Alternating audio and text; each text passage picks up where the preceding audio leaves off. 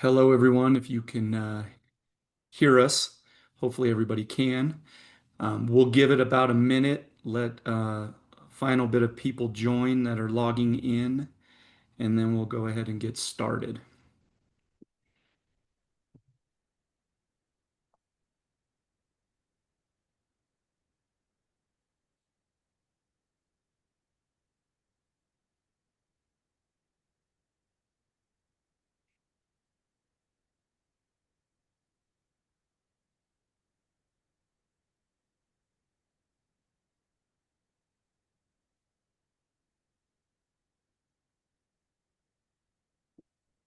All right, I think we can go ahead and get going. Um, Welcome to the July 2025 market update. For those of you that aren't familiar with us, we are GHP Investment Advisors. We are a registered investment advisor out of Denver, Colorado. We manage around 2.9 billion in assets. We are a fiduciary to our clients.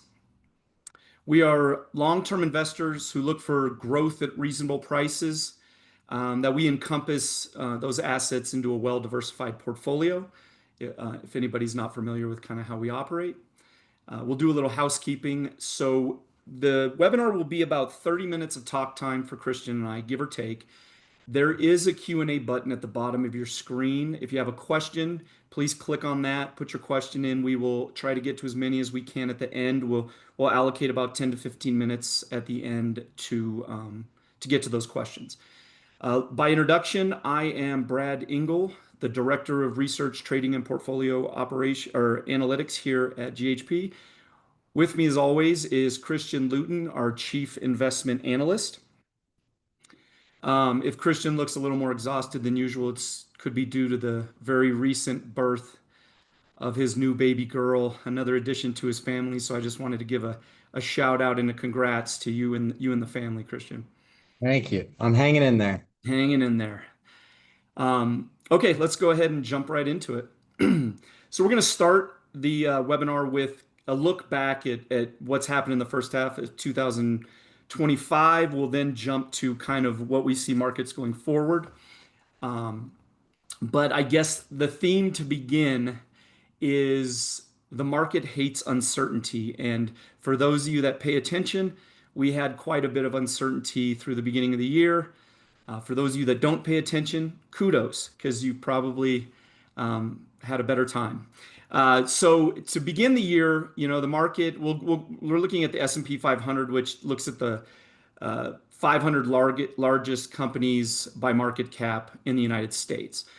So to begin the year, the market grew about 4% right out of the gates. We did have a dip early on, and that dip you see right there that Christian's hovering over, that was actually jobs numbers that came out. The December jobs addition number to the economy was 255,000 jobs. The estimate was 155,000 jobs to be added. The idea was that good news was bad news with this information. People saw this as maybe the Fed would not cut interest rates. Yields also jumped during this time frame. So the market took a little bit of dip as it was digesting the information. But then, we continued to digest and climb forward, which pushes us to the end of February. And around this time is when the US announced potential tariffs on the EU, 25% tariffs. The EU talked about retaliatory tariffs on those. And then basically everything broke loose, which is what Christian will show you here. We got into early March, and this is kind of right when we announced a 25% tariff on Mexican and Canadian goods, as well as an increase in the China tariffs that had been implemented. And you can see the market did not like this news. We had an immediate fall down to the middle of March. As that information got digested and ideas kind of came out from it, the market started to climb again, which is typical, right? As information is deciphered. Well, then push us forward to Liberation Day, which was on the 2nd of April. This is when the administration announced massive tariffs across pretty much everyone across the world. And you can see the market was not very happy with this news.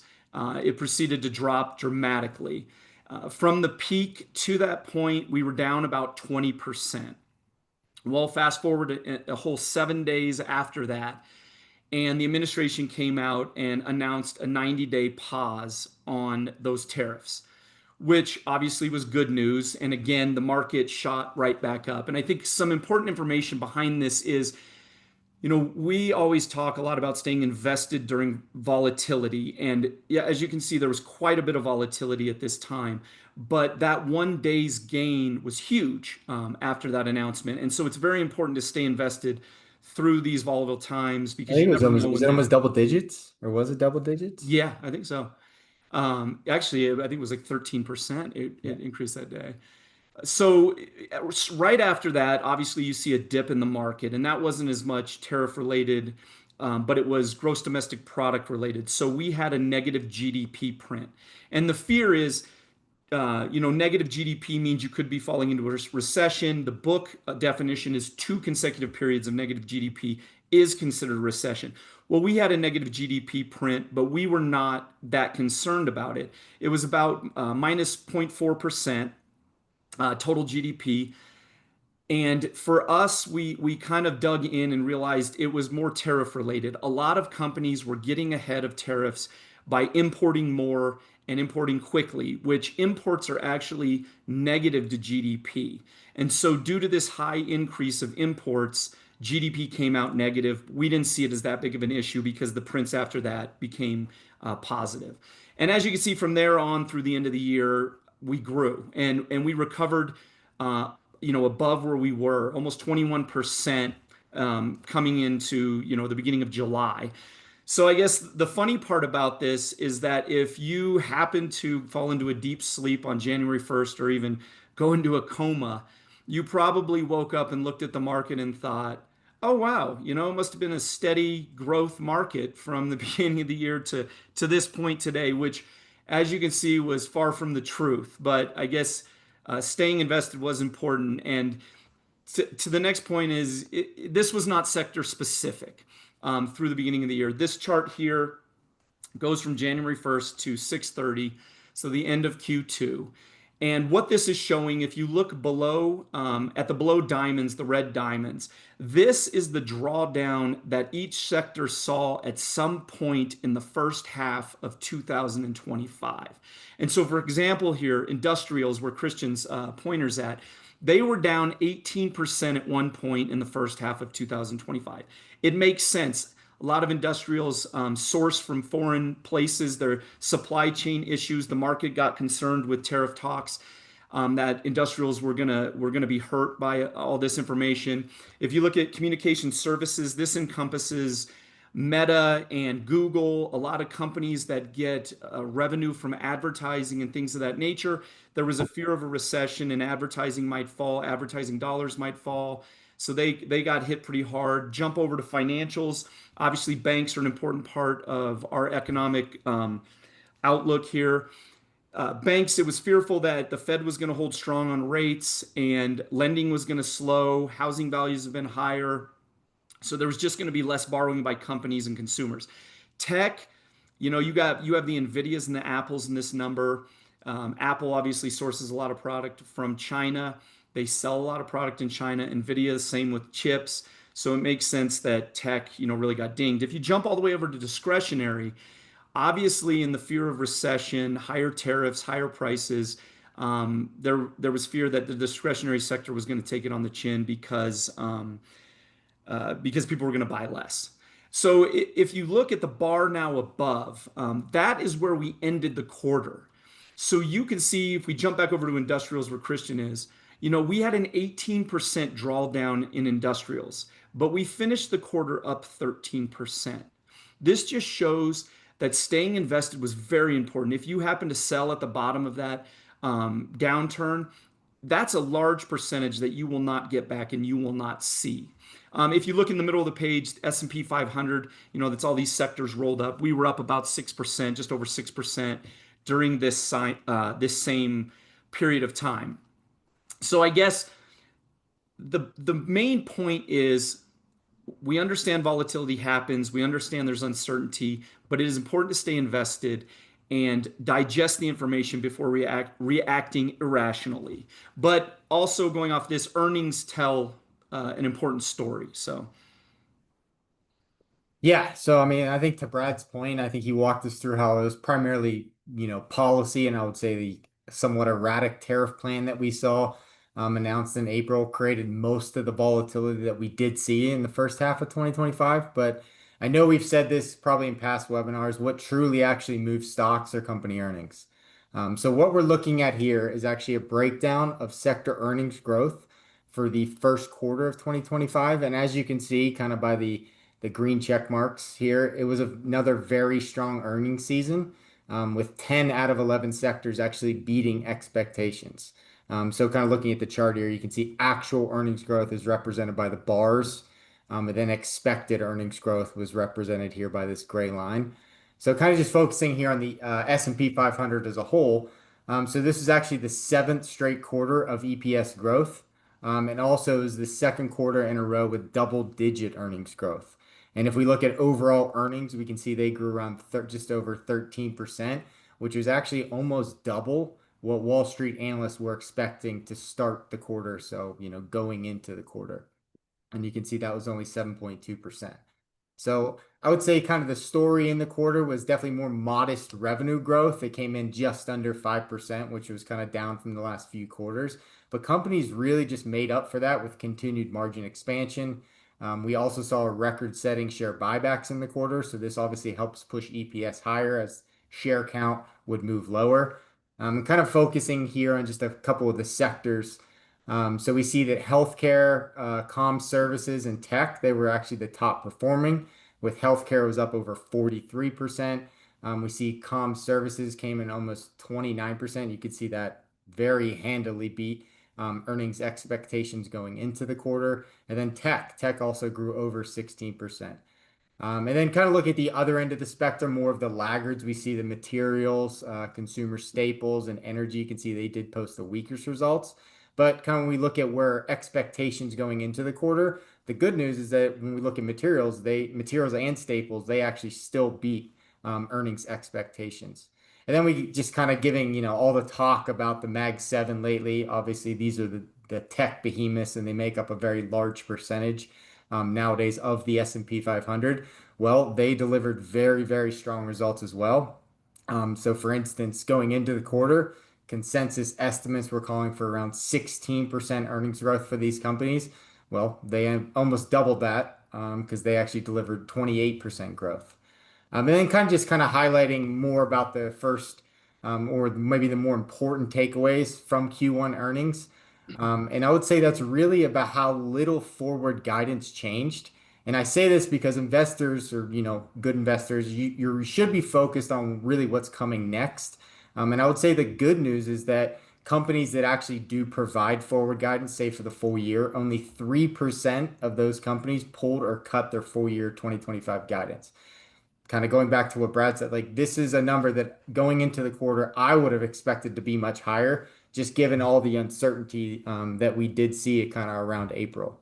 So kind of just to summarize Q1 earnings for the S&P and sectors, we basically saw much stronger than expected earnings growth. We saw solid margins and margin expansion in some cases, steady guidance, and then kind of add on to that this easing of trade fears that we saw in the back half of the spring. I think that all kind of helped, drive this market rebound that we did see after, in April, May, and into June. So it's kind of sticking here for this first half recap. So one of the biggest stories that we did see was definitely around the US dollar. And you can see by this chart here, it actually had its worst first half performance in over 50 years. You can see here that it almost fell 11% against, again, this is the ICE dollar index. So this is going to be the dollar against a basket of foreign currencies. Honestly, I probably wouldn't say this is necessarily a total surprise given some of the recent policy shifts that we did see, but it's definitely been a major shift. And I would say that's because basically for 15 years, essentially coming out of the great financial crisis, the US economy was pretty much outperforming every other economy or emerging or developed economy when we look at in terms of GDP growth or equity returns. So basically, that strength of the U.S. Market attracted global capital, and that obviously helped continue to help push the dollar higher. This year, though, that story did start to shift. And again, it was primarily around this policy uncertainty that we saw. I would say definitely around the tariff news and the headlines. So I think that kind of triggered somewhat of a rotation out of US assets and probably at least caused a lot of foreign investors to kind of hedge their dollar exposure. And if we think about moving forward, I think that this current new sentiment that we're seeing in the US is that really that the US might not have the same edge maybe in growth or stability that it maybe once did. And really that the tariffs might make the US economy slightly less competitive globally. And then you add kind of fuel to the fire with obviously we're talking about potential rate cuts that would obviously reduce demand for dollars. We've mentioned it a lot. We just talked a lot about it at our May annual economic forum about rising deficits. So all of this could keep some pressure on the dollar going forward. But given kind of all this, it's really no surprise, I would say, that we did kind of see the dollar decline in the first half of 2025. However, at the end of the day, I would, the dollar still is the world's reserve currency. And honestly, there is no other alternative that we're seeing that matches, the scale and the liquidity that US dollars provide. So I think what we're actually seeing is more diversification, not necessarily this de-dollarization, which I feel like I see an article on every day. And I think that's kind of proven true by, just looking at what the dollar's done since the early July, we've actually started to see somewhat of an uptick. Yeah, and to piggyback off of what Chris was saying, I think one advantage of a weakening US dollar is the boost it provides to American investors holding foreign stocks. So, for example, the MSCI All World Index ex-US, which if you look at the left side of this screen is the line charts, um, it delivered a total return of 19% in US dollar terms year to date, driven by 10% local return and additional 9% currency gain due to that dollar decline Christian was just talking about. And this is compared to the S&P 500 that returned around 7% during that same time frame. So if you look at this chart on the left, you can see, or as we talk about, foreign markets have done very well this year, being up 19%. So it's kind of questioning what's your allocation. And the good news is our model allocation is that we do hold foreign investments. The two red diamonds that are there in the chart, that is actually a period of time in 2021 when we reduced our model equity allocation from 17% to foreign to 10%. And so you might say to yourself, well, this year foreign's performed very well and it's outperformed the S&P 500. But I guess what we'll say is somewhat of a humble brag right here.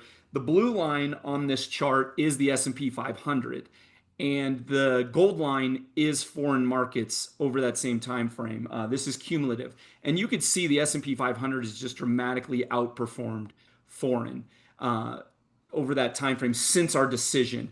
Now, the reason for our decision was we felt like foreign markets had just shown stagnant growth over the previous 10 years. I mean, the foreign markets did outperform after the tech bubble in the early 2000s and the global financial crisis for a period of time.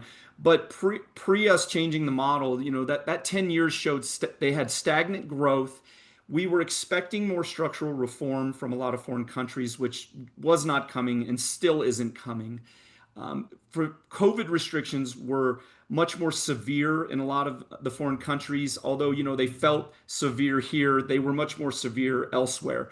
So we decided at that time, the US looked a little bit stronger. So we were going to adjust that model allocation. The part of the news for this year's return on those in the foreign market, Trump did awaken a defense spend across a lot of foreign countries. With a lot of the news going on, a lot of countries have announced that they are going to spend a larger percentage of their gross domestic product on defense, which does benefit the U.S. because we have a lot of defense companies that provide to foreign countries, but also local companies in those countries are going to get a boost. And so I think that's had some of the news behind some of that drive of the foreign markets to this point. So if you then look at the price to earnings chart on the right, this is a valuation matrix that tells you if a company or a country is expensive or cheap and things of that nature. So if you look at the MSCI All World Index ex-US on the left there, they're currently trading around 15.2 times earnings. Their average since 2001 is 15.8. So you can say they are trading cheap to their historical average, which is good.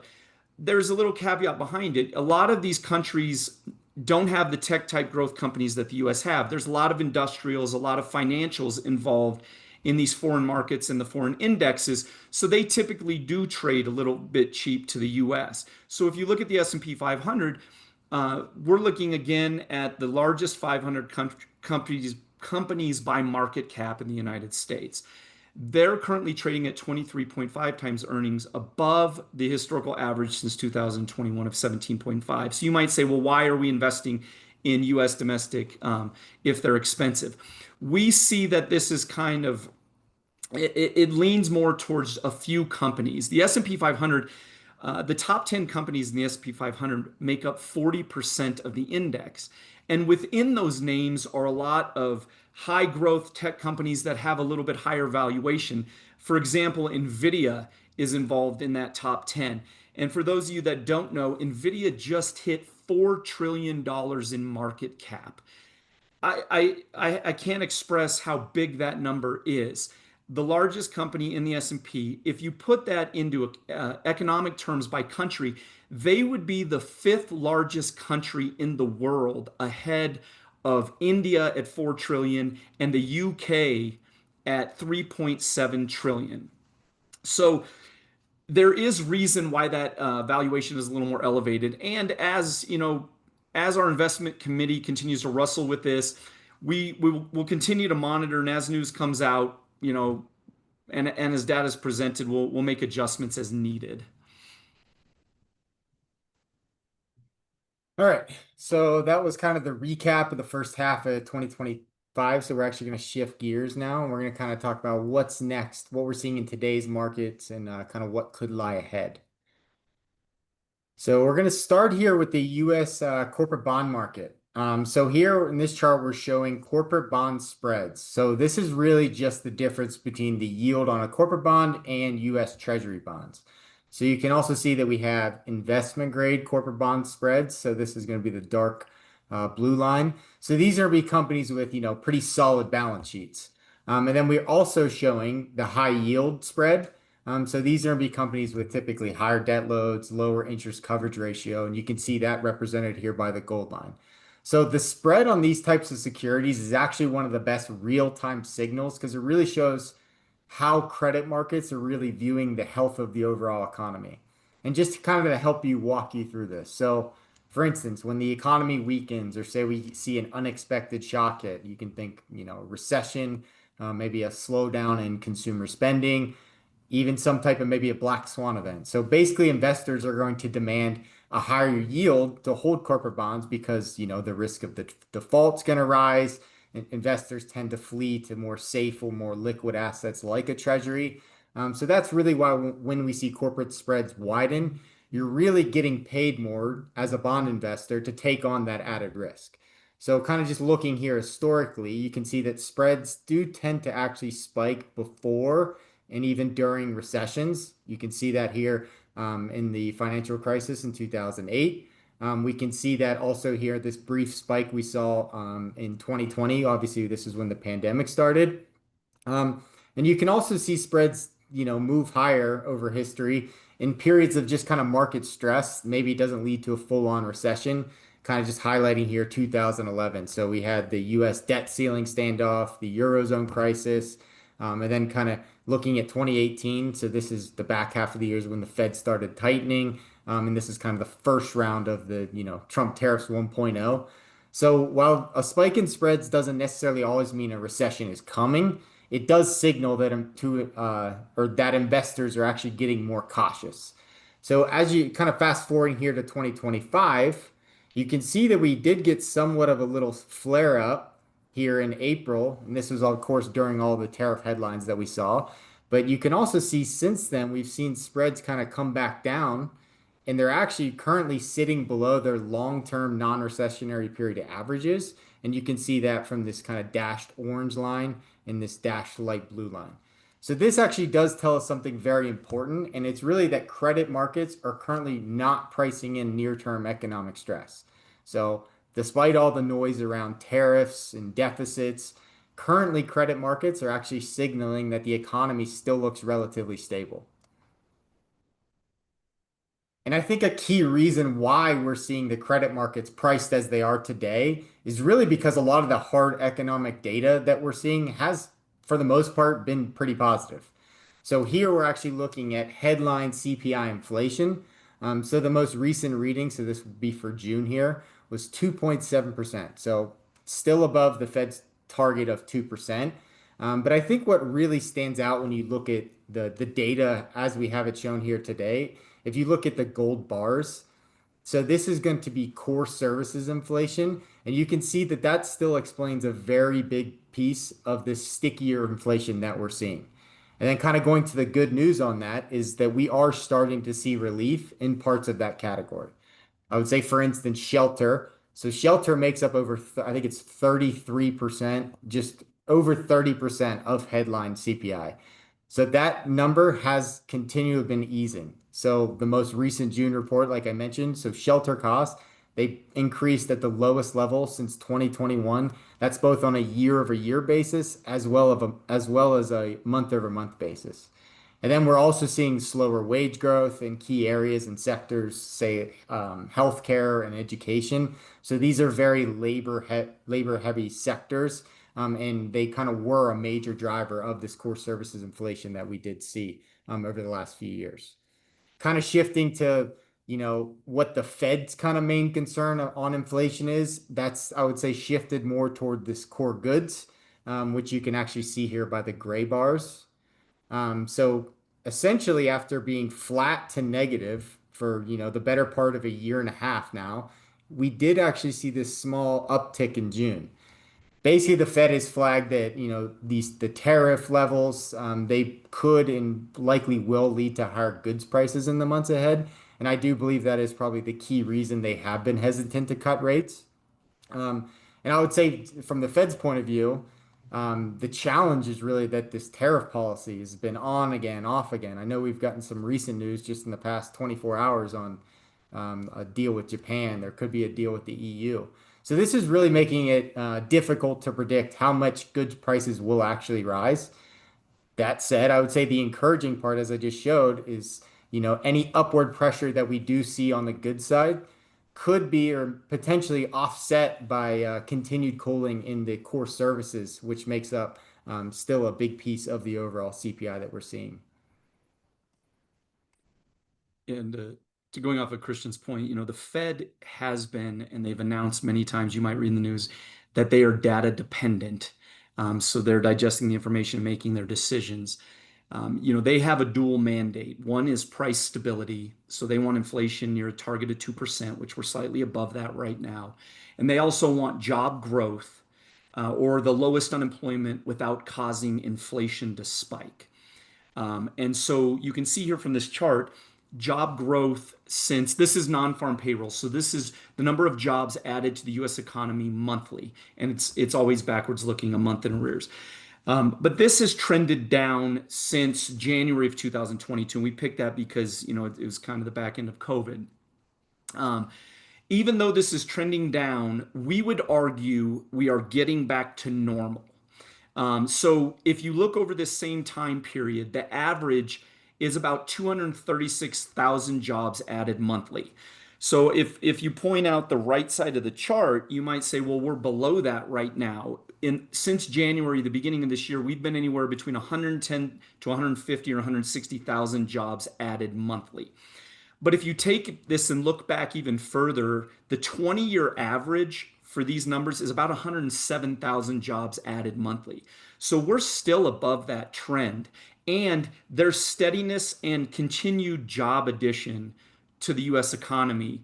So the main takeaway is that job growth has been and continues to be steady. But if we look at the other side and we get to continued jobless claims, So obviously the spike in the middle of this chart is COVID. We had a lot of job loss during that time period.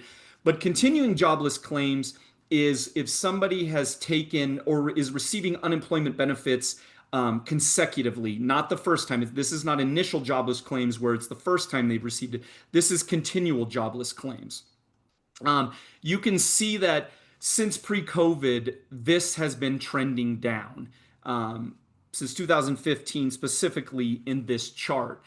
And even though we see it, and I guess the main point of this is if you look to the right, we did see an uptick, and that was kind of what hit the news is that continuing jobless claims are ticking higher. Even though it has recently ticked higher, we are still adding jobs as we just talked about in the previous slide. But we do understand it is getting hard to find a job, which is what this data shows. That uptick shows it is harder to find a job. But with that being said, the unemployment rate is still low, near record lows of 4.2%. The prime labor force participation rate is, which is anybody employed between the age of 25 and 54, is near record highs. Initial jobless claims, like I just talked about, the first time you claim, there were below historical averages on that. So the good news is that most consumers still have a job and they continue to spend, which helps drive the US economy and corporate earnings. Yeah, so I think this all leads us back to kind of the corporate earnings outlook here. So coming into the year, so Wall Street expected full year S&P 500 earnings growth to actually come in at 13%. So today we can look here, and this number sits closer to 9%, and you can actually see 2026 is it's actually still around 14%. I think that's ticked down slightly too. I would say a few months ago, saying that earnings growth was even possible would probably have raised some eyebrows if we think back to just April. But honestly, I know it hasn't been that long since then. I would say the landscape has somewhat changed. So I think fears of this full-blown tariff war have definitely started to fade.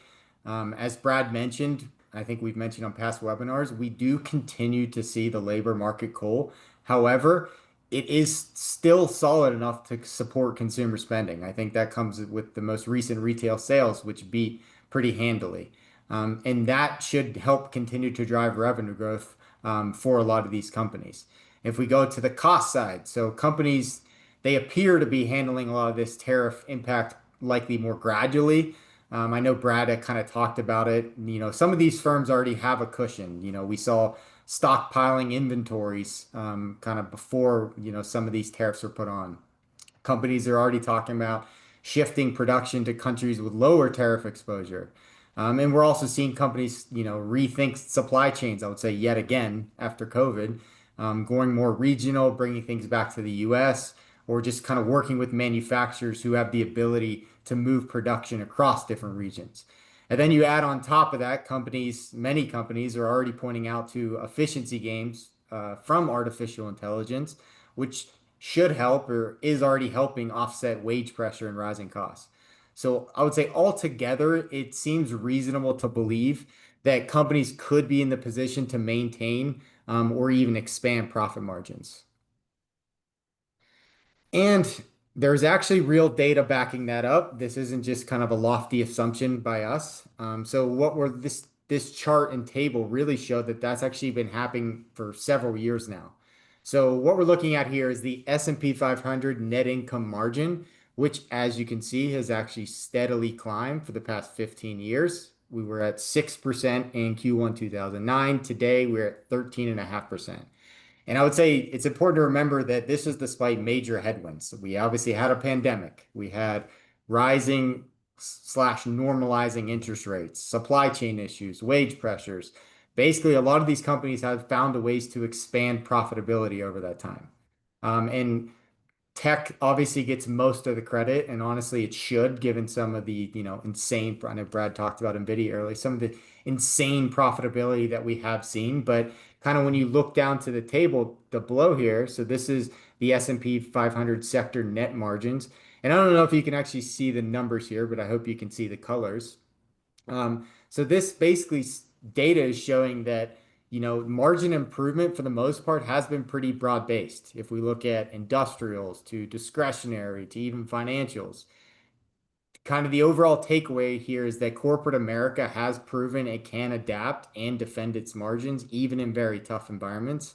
And I think that's one reason why we do remain optimistic about earnings growth going forward. That said, we still maintain our approach of finding, Brad mentioned this already too, but finding growth at a reasonable price. Again, we like to kind of call that more middle lane investing.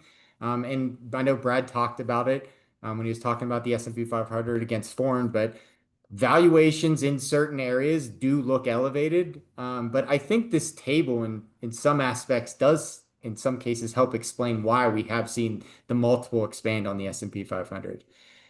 Overall, the good news is that even in a market that feels pretty broadly expensive, we're actually still able to find companies with steady growth, steady or even expanding margins that are still trading at very reasonable valuations. Yeah.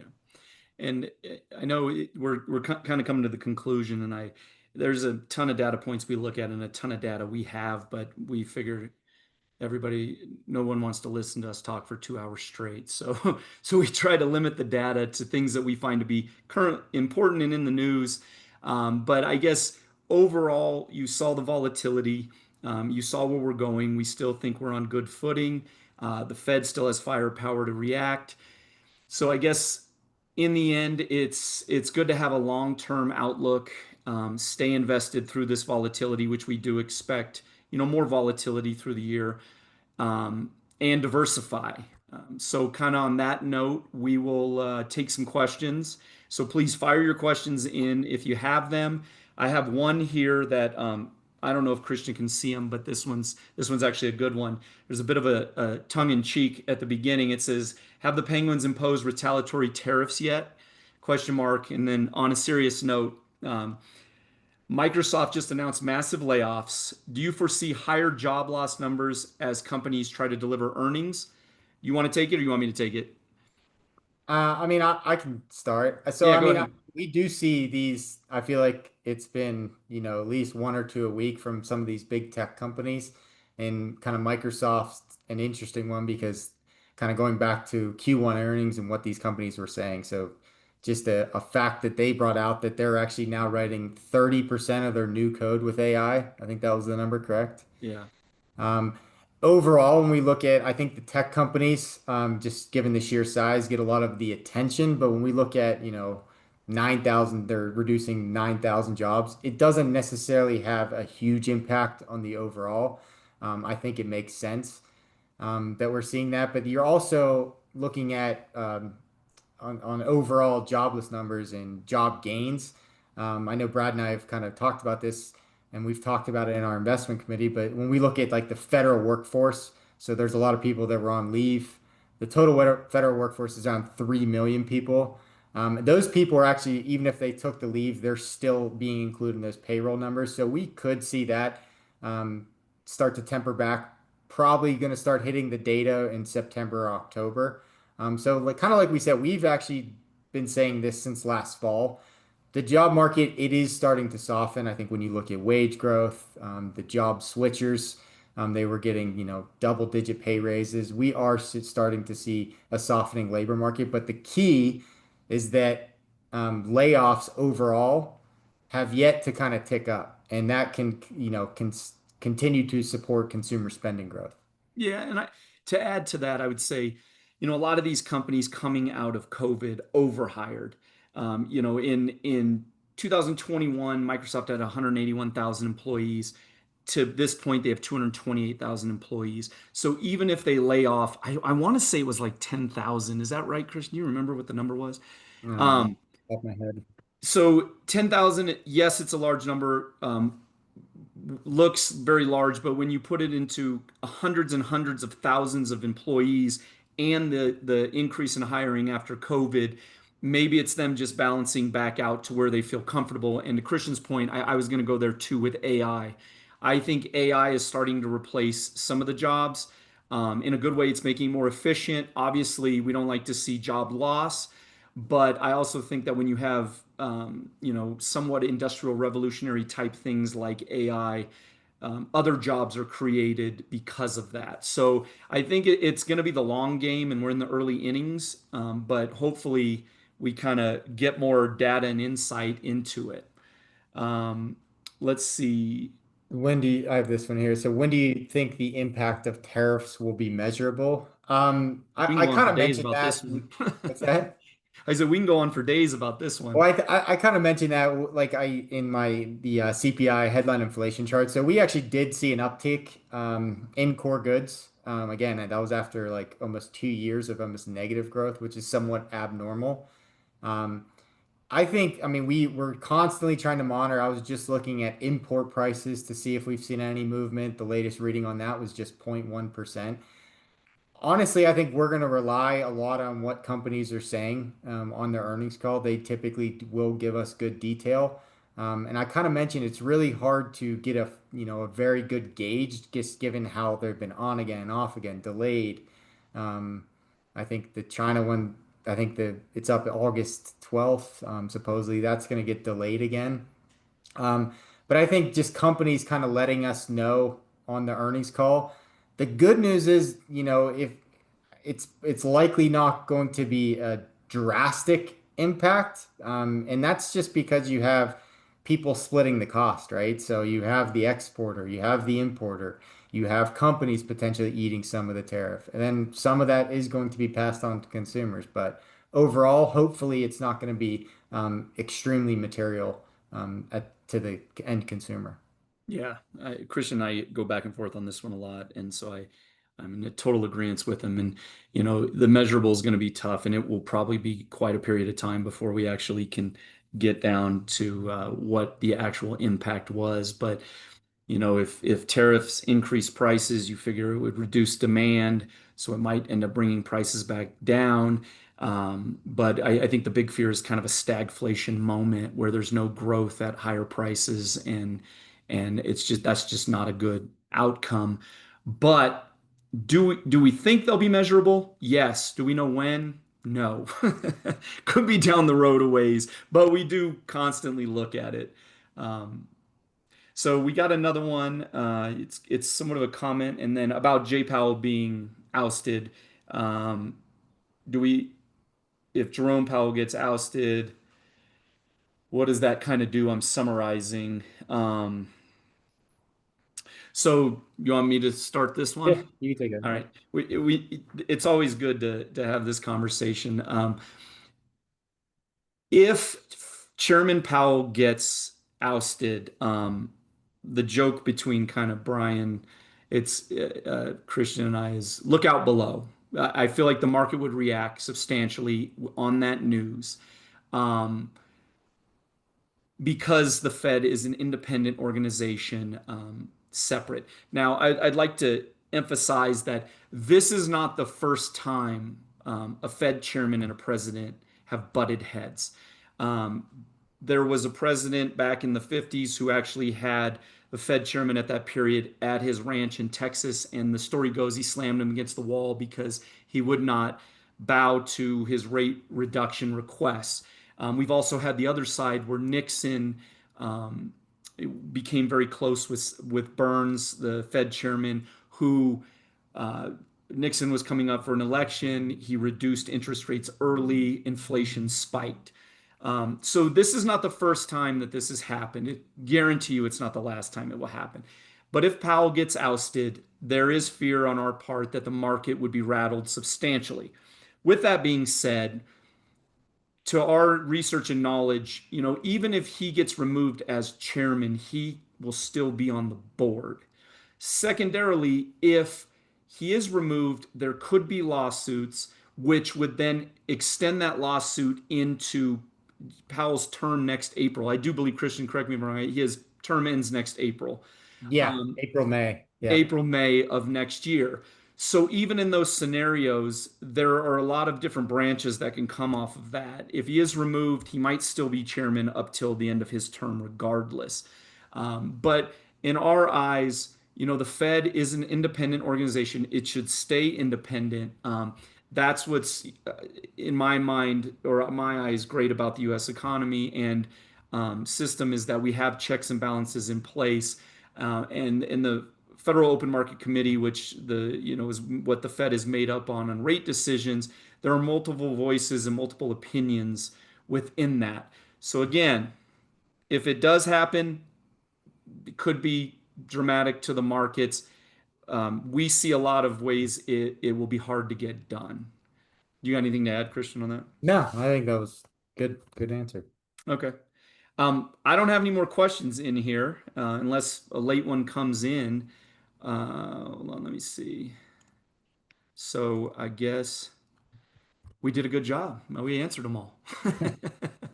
Um, so I want to thank everybody for attending. Our contact information is on our website, ghpia.com. Christian and I are happy to have conversations anytime. Reach out. If you want to have a one-on-one, if you anything, email, call. If you know anybody that wants to have a conversation, feel free to have them reach out. We enjoy doing these and we enjoy having the conversations. So thank you again for attending. Thank you.